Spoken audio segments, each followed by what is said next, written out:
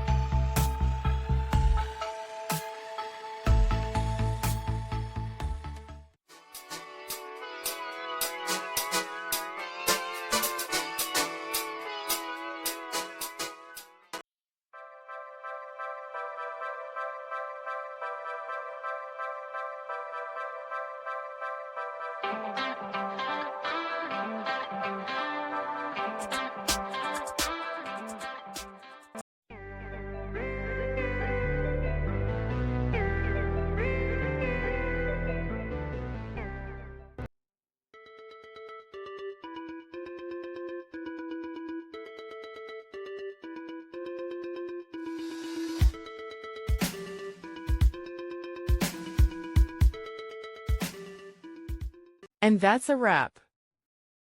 I hope you found the answer you were looking for.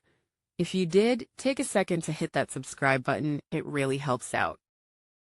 And let me know in the comments which solution worked best for you. See you next time in the debug zone.